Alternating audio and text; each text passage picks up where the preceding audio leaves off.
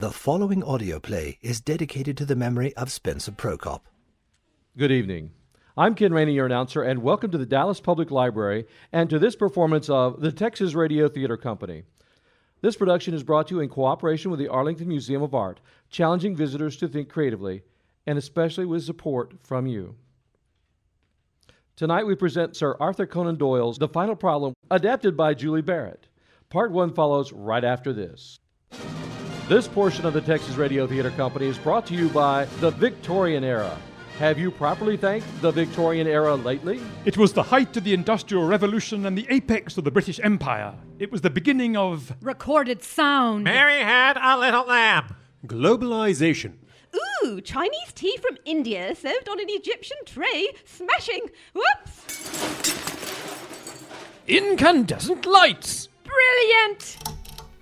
Mass transit and British railway food. I say, this sandwich is 160 years old. See, they made things last back then, didn't they? Darwinism. Well, I'll be a monkey's uncle. Media sensationalized serial killing. Dear me, I don't know what this world is coming to. Hello, I'm Jack the Ripper. And photography. Snap, snap, grin, grin, wink, wink, say no more. Remember, the many mechanical, industrial and generally spiffing things we take for granted got their start in the Victorian era. And we just want to say thanks. Thank you, Victorian era.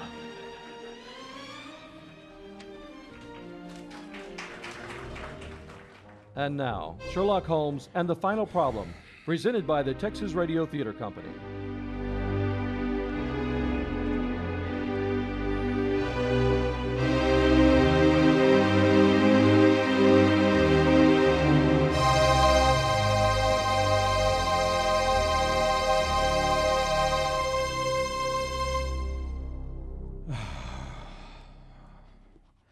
And so ends the sad tale of the tragedy at Burlstone Manor.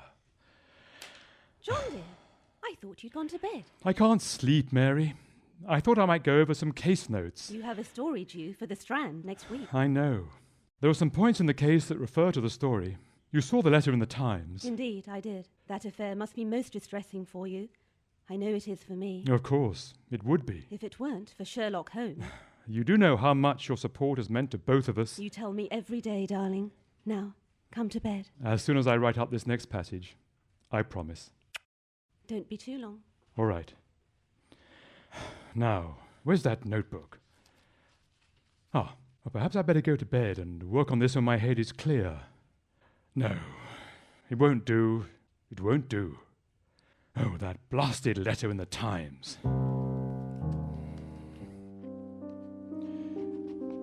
It is with a heavy heart that I take up my pen to write the last words in which I shall ever record my friend, Mr. Sherlock Holmes. It had been my intention to stop with the tale of his interference in the matter of the naval treaty, and to have said nothing of the event which has created a void in my life which the lapse of 2 years has done little to fill. My hand has been forced, however, by the recent letters in which Colonel James Moriarty defends the memory of his brother. I have no choice, therefore, but to lay the facts before the public exactly as they occurred. I alone know the absolute truth of the matter, and it lies for me to tell for the first time what really took place between Moriarty and Sherlock Holmes. Since my marriage and my subsequent start in private practice, Holmes and I had seen less of each other. He still came to me when he desired a companion in his investigations, but these occasions grew more and more seldom. One of our last such cases met with rather unexpected results. And now, gentlemen of the jury, have you reached a verdict? We have, my lord. Mr. John Douglas, please stand. Are you quite all right, Mrs. Douglas? Yes, thank you, Dr. Watson. I assure you, you have nothing to fear. What say you? In the matter of the Crown versus John Douglas, on the charge that on or about the night of January 7th, 1891, he did wilfully commit murder, we find the defendant acted in self-defence. I will have silence. John Douglas, jury of your peers has found that you acted in self-defense. The detailed notes that you had kept of your time as a Pinkerton agent in the United States, in addition to your complete cooperation with Scotland Yard, have fully acquitted you of this heinous charge. You leave the court a free man. Mrs. Douglas, you must get him out of England at any cost. But he's free. He's been cleared. There are forces here which may be more dangerous than those he has escaped. There is no safety for your husband in England. Do you see any other way? The attempt on your husband's life was engineered by one who will surely not stop at one attempt. We have little to fear from the American gang now. No. I speak of the one they hired to ensure your husband's demise. But why would he continue to pursue my husband? It's over. Not for him.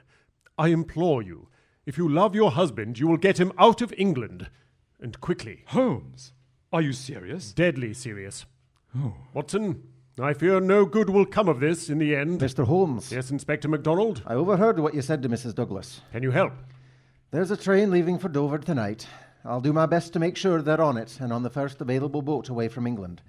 I can't force them, you understand. While your powers of persuasion are formidable, I believe those of Mrs. Douglas will be even more so. Aye. Watson, would you be so good as to drop by Baker Street after your rounds? I have a matter I wish to discuss. I promise I will have you home to your wife for supper. Certainly.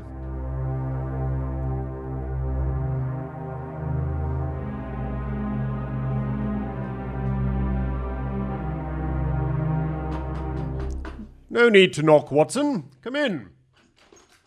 How did you know it was me? I'm expecting no one else. Do sit down. A drink? Thank you.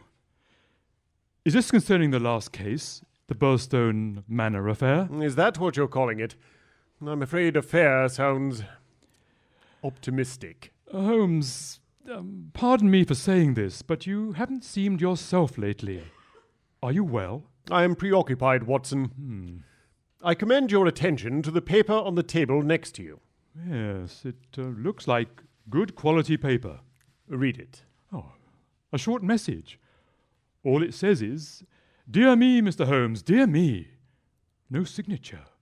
That's quite enigmatic. Indeed. I fear it does not bode well for Mr. John Douglas. But he should be safely away by now. Shouldn't he? Away? Yes.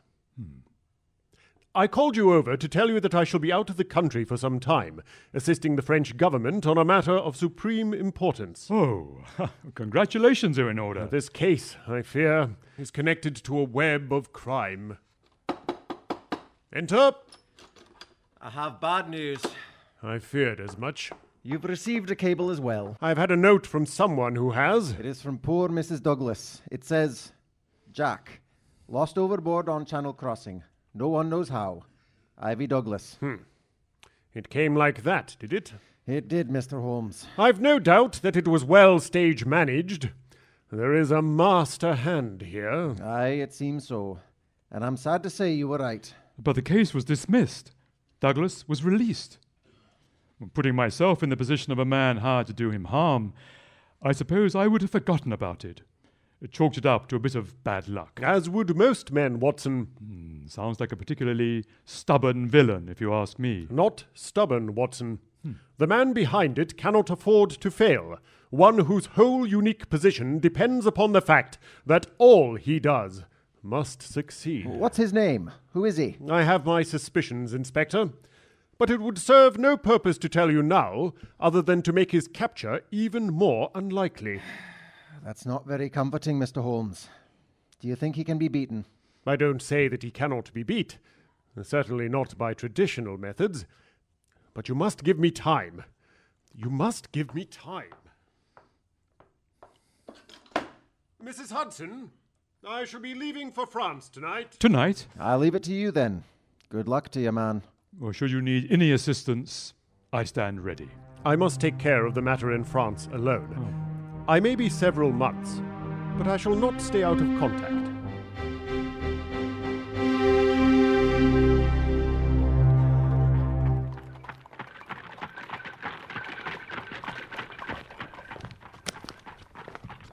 Flour for you, Colonel. No, thank you. Are you sure? It might be just a sink for someone just back from France. How careless of me!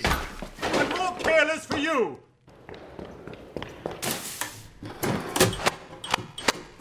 Careless how so? You should have shot me without warning. I promise to do better next time. Do come out from behind that barrel, Mr. Holmes. I have some lovely lilies picked out for you. You're not a very convincing flower girl, you know. German. I'm Bavarian, but I fooled you enough, didn't I? Third attempt in my life today. Come out, Mr. Holmes. Hey, where did you go? Right here! Not a moment to lose.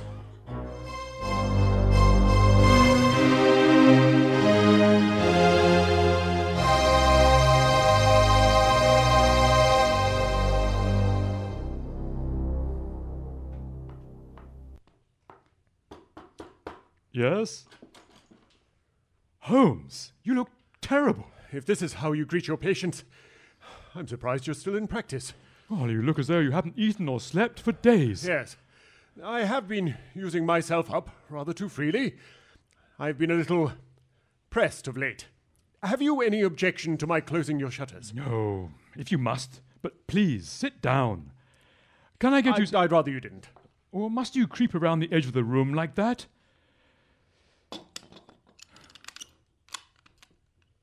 You're afraid of something? Well, I am. Of what? Of these. Oh, what on earth? An air gun. Oh. A fiendish weapon, noiseless, deadly. I was lucky enough to take it from a German woman posing as a flower girl before she could use it against me. Oh, that's unbelievable. Might I trouble you for a match? A match? Of course. Here. Thank you.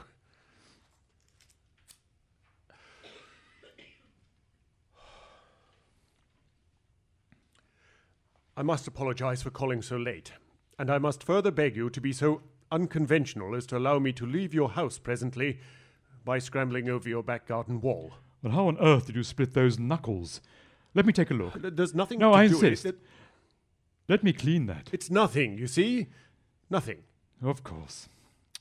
Of course. Take my handkerchief, at least. Is Mrs. Watson in?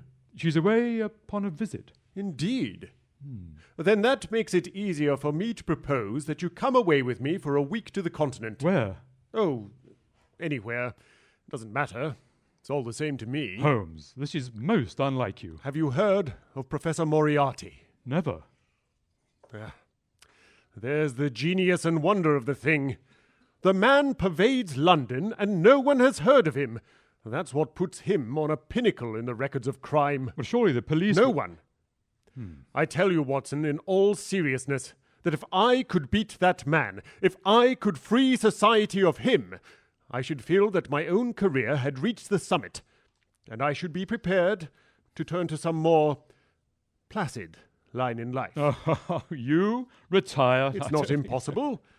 Recent cases have been quite rewarding. But I could not rest, Watson, if I thought such a man as Professor Moriarty were walking the streets of London unchallenged. Well, what has he done, then? Well, outwardly, his career has been an extraordinary one. An unrivaled mathematician, a university chair. A celebrated career was before him. And those outward appearances were deceiving, then? A criminal strain ran through his blood, Watson. Instead of being modified, it was increased and rendered infinitely more dangerous by his extraordinary mental powers. Dark rumors gathered around him, and eventually he was compelled to resign his chair and return to London, where he set up as an army coach. Well, the name still means nothing to me. As it does to the rest of the world. But I alone have discovered him to be the Napoleon of crime, Watson. He is the organizer of half that is evil and nearly all that is undetected in this great city. The Napoleon of crime? No, surely, you exaggerate. No one knows the higher criminal mind of London so well as I do. He is a genius, a philosopher, an abstract thinker. He has the brain of the first order. He sits, motionless, like a spider in the center of its web. That web has 1,000 radiations, and he knows well every quiver of each of them. It was those quivers that alerted me to his presence. Oh, the tragedy at Burlstone Manor. Very perceptive, Watson. Yes, that was one such thread, which led, after 1,000 cunning windings, to ex-Professor Moriarty. But Scotland Yard will be quite happy to make his arrest. If it were that simple. He only plans, you see. His agents are numerous and splendidly organized. If there's a crime to be done, the word is passed to the professor, and the matter is organized and carried out. The agent may be caught, but the central power is never so much as suspected. No, but I know you well enough, Holmes. You have found the evidence. Yes. It has taken me 3 months, and even at the end of that time, I am forced to confess that I had at last met an antagonist who was my intellectual equal. Might I trouble you for a glass of water? Oh, certainly. Your equal, you say? Here you are. And, do have some biscuits. If I'm keeping you from your dinner, Watson... Oh, nonsense. You are on the verge of collapse, and you need some nourishment. Very well. Believe me when I tell you, Watson, that my horror at Moriarty's crimes was not lost in my admiration at his skill. I kept at the trail. I have woven my net around him until now it is ready to close. In 3 days, matters will be ripe, and the professor, with all the principal members of his gang, and the answers to over 40 mysteries will be in the hands of the police. Then we shall soon be witness to one of the greatest trials of the century. No, Watson. We haven't reached the finale yet. If we move at all prematurely, they may slip out of our hands, even at the last moment. Moriarty's web, as you said. Yes. He saw every step which I took, but I anticipated his actions. No wonder you look in such a state. Again and again he strove to break away, but as often I headed him off. I tell you, my friend, never have I risen to such a height, and never have I been so hard pressed by an opponent. My word. Well, I shall look forward to hearing all the details. There may not be the time. We must be on our guard. He cuts deep, and yet I have just undercut him. This morning, as the last steps were taken, I was sitting in my room when the door opened, and Professor Moriarty stood over me. Mr. Holmes. Professor Moriarty. You are not surprised? I would like to say that I expected you, but on this rare occasion, I must admit, I did not think you would show your face. I confess that I am also caught off guard. How so? You have slightly less frontal development than I should have expected. Your appearance is quite familiar to me. Is it? It is a dangerous habit to finger loaded firearms in the pocket of one's own dressing gown. You evidently don't know me. On the contrary, I think it is fairly evident that I do. Pray, take a chair. I can spare you 5 minutes, if you have anything to say. All that I have to say has already crossed your mind. Then my answer has crossed yours. You stand fast. Absolutely. Then it comes to this. Put your weapon away. I merely reach for my memorandum book. Now, you crossed my path on the 4th of January. Ah, yes. The most singular tragedy at Burlstone Manor, and Mr. Douglas's subsequent drowning. On the 23rd, you incommoded me. By the middle of February, I was seriously inconvenienced by you. No doubt you would have realized a tidy sum from the sale of La Gioconda. Who was your buyer? Or was it to hang in your study next to the Greuze? In either case, she would have been quite the prize. At the end of March, I was absolutely hampered in my plans. And now, at the close of April, I find myself placed in such a position through your continual persecution that I am in positive danger of losing my liberty. The situation is fast becoming an impossible one. Have you a suggestion to make? You must drop it, Mr. Holmes. You really must, you know. After Monday. Tut-tut. I am quite sure that a man of your intelligence will see that there can be but one outcome to this affair. It is necessary that you should withdraw. Really? You have worked things in such a fashion that I only have one resource left. It has been an intellectual treat to me to see the way in which you have grappled with this affair, and I say unaffectedly that it would be a grief to me to be forced to take any extreme measure. You smile, sir, but I assure you that it really would. Danger is part of my trade. This is not danger. It is inevitable destruction.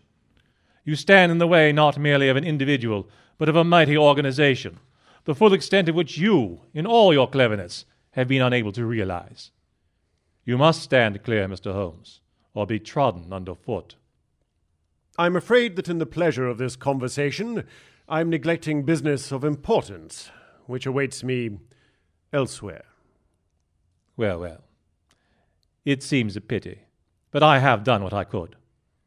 I know every move of your game. You can do nothing before Monday. It has been a duel between you and me, Mr. Holmes. You hope to place me in the dock. I tell you that I will never stand there. You hope to beat me. I tell you that you will never beat me. If you are clever enough to bring destruction upon me, rest assured that I shall do as much to you. You have paid me several compliments, Mr. Moriarty.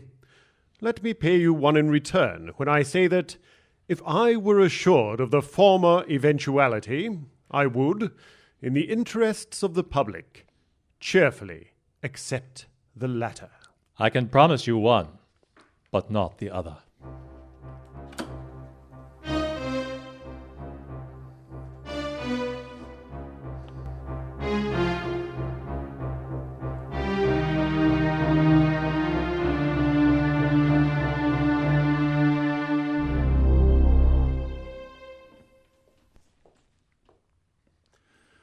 That, Watson, was my singular interview with Professor Moriarty.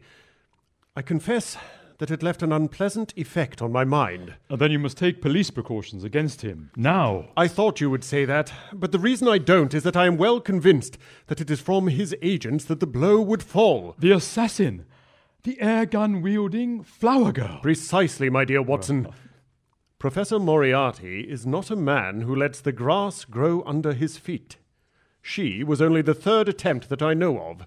The police have her in custody, but I can tell you with the most absolute confidence that no possible connection will ever be traced between her and our retiring mathematical coach, who is, I dare say, working out problems upon a blackboard 10 miles away. Well, these horrors you've experienced today certainly explain your behavior when you first arrived. Indeed.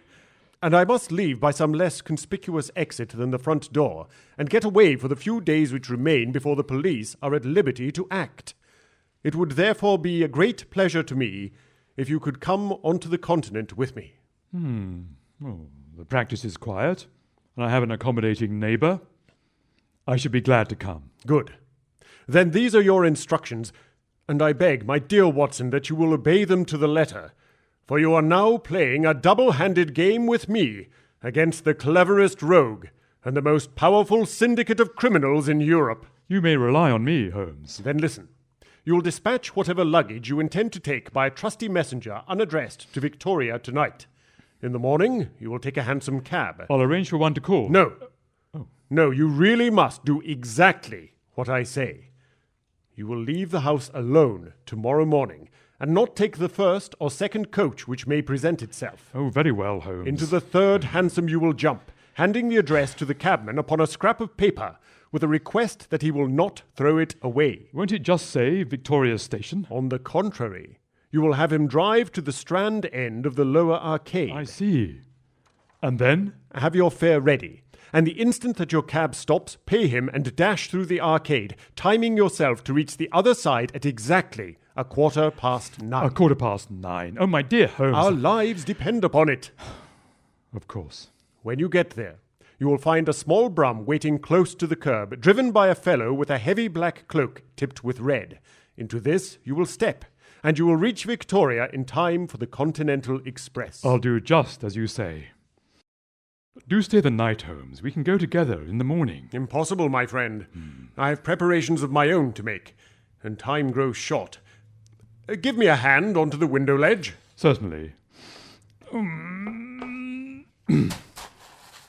Until tomorrow, Watson.